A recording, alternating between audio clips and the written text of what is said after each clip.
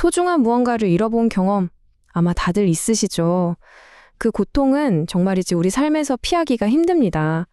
오늘은 이 보편적인 슬픔을 우리가 어떻게 마주해야 하는지 고대의 지혜가 담긴 코살라 경전을 통해서 그 해법을 한번 같이 찾아보려고 합니다.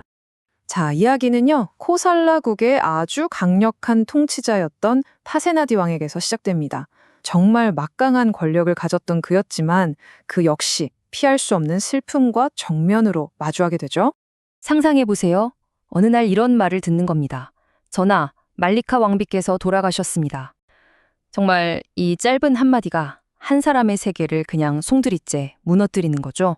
이렇게 예고 없이 찾아오는 상실의 순간은 우리 모두가 언젠가는 겪어야 할 현실이기도 합니다. 왕좌 옆에 그냥 힘없이 무너져 내린 왕의 모습을 한번 떠올려 보세요. 아무리 막강한 권력을 가져도 지켜낼 수 없는 게 있다는 걸, 그리고 슬픔이라는 감정 앞에서는 우리 모두가 똑같다는 걸, 이 장면이 정말 아무 말 없이 보여주고 있는 겁니다. 이렇게 깊은 슬픔에 빠진 왕에게 부처님은 그냥 근자낼 거라는 그런 단순한 위로의 말을 건네지 않으셨습니다. 대신에 현실을 딱 마주하게 하는, 어쩌면 우리 존재 자체를 꿰뚫는 5가지의 변치 않는 진실을 이야기해 주셨죠. 늙어가는 것, 병드는 것, 죽는 것, 그리고 사라지는 것. 이 5가지. 이건 그 어떤 힘으로도 막을 수가 없는 그냥 세상의 이치잖아요. 부처님은 왕에게, 그리고 우리에게 바로 이 절대적인 법칙을 피하려고 하는 그 마음 자체가 바로 고통의 시작이라고 알려주신 겁니다. 네, 맞습니다. 여기 나온 것처럼 성스러운 수행자든 신이든 악마든 그 어떤 대단한 존재라고 해도 이 법칙 앞에선 예외가 될 수 없다는 거예요.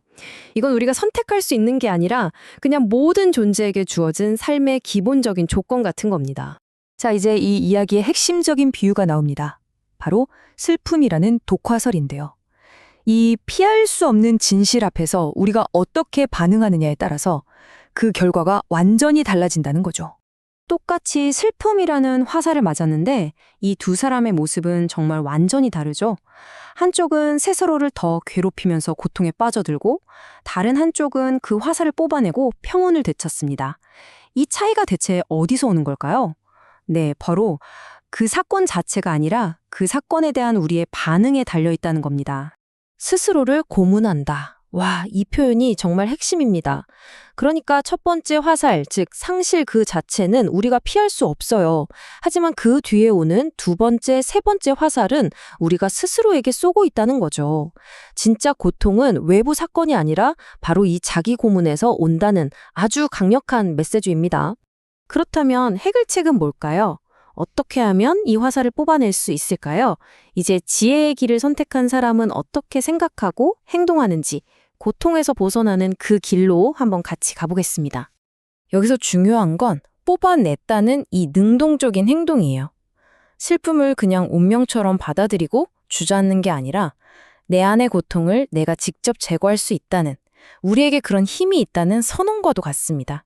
이렇게 화살을 뽑아낸 사람의 마음은 마치 고요한 호수 같다고 할 수 있겠죠? 세상의 파도는 계속 칠 거예요.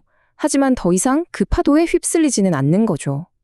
변하지 않는 현실을 있는 그대로 받아들였기 때문에 비로소 내면의 그 어떤 것에도 흔들리지 않는 평화를 얻게 되는 겁니다. 자, 이제 마지막 단계입니다. 가장 실천적인 부분이죠. 슬픔을 받아들이는 걸 넘어서 어떻게 다시 의미 있는 삶으로 돌아갈 수 있는지 그 방법에 대한 이야기입니다. 우리가 왜 슬픔의 잿더미 속에서 빠져나와야 하는가? 그 이유가 여기 있습니다. 내가 슬퍼하고 있으면 나를 싫어하는 사람들은 기뻐하고 반대로 내가 꿋꿋하게 이겨내면 그들은 오히려 고통스러워하죠. 물론 추모나 여러 의식들이 잠시나마 도움이 될 수는 있어요. 하지만 그게 더 이상 나를 앞으로 나아가게 하지 못한다면 그때는 과감히 털고 일어나야 한다는 겁니다. 세상 속에서 나의 역할을 다시 찾아야 할 때라는 거죠. 이 고대의 지혜는 결국 우리에게 이 하나의 질문을 던집니다. 지금 내가 하고 있는 중요한 일은 무엇인가? 슬픔 속에 그냥 멈춰 있는 대신 바로 지금 내 삶에서 내가 해야 할 일이 무엇인지 스스로에게 물어보라는 거죠. 어쩌면 이 질문이야말로 우리가 슬픔을 딛고 다시 앞으로 나아가는 그 첫걸음이 아닐까 싶습니다.